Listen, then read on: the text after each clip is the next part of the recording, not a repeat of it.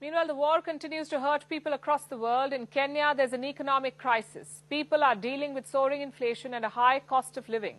The government is failing to tackle it. Now they've run out of cash. Kenya does not have money to pay the salaries of government employees.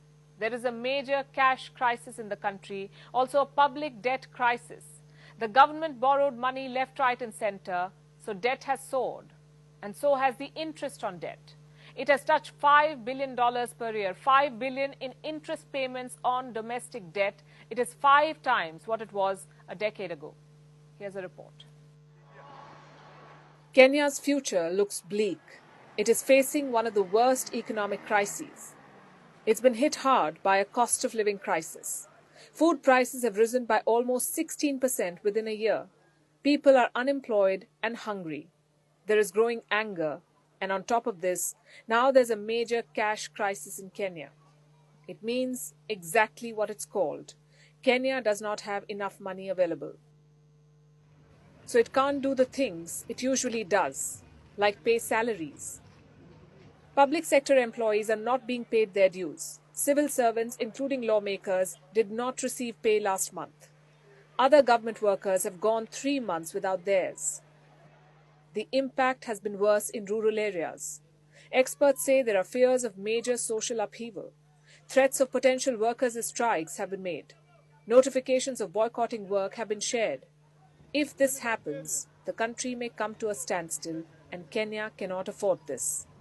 Because delay in salary payments is not Kenya's only problem. And not just the workers, county governments are broke too. They haven't received money from the centre. So health and education spendings have taken a hit. But the government does not seem too worried, which is perplexing.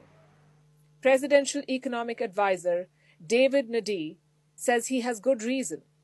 He says workers will begin receiving their salaries soon, probably by the end of the week.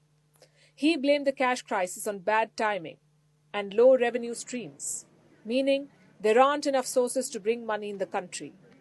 He says the situation will improve soon, which is something the government has been saying for a while now. But the crisis has been worsening.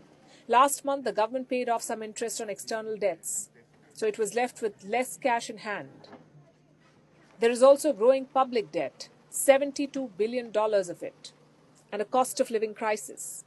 Annual inflation was 9.2% in March, well above the central bank's target. This led to weeks of protests in the country. And all this as the Kenyan shilling weakens. Its exchange rate is tanking to historic lows. This has pushed up the cost of imports.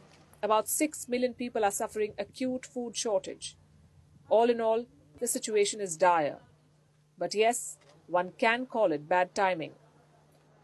Kenya's economy is racing towards a cliff and racing against time. 20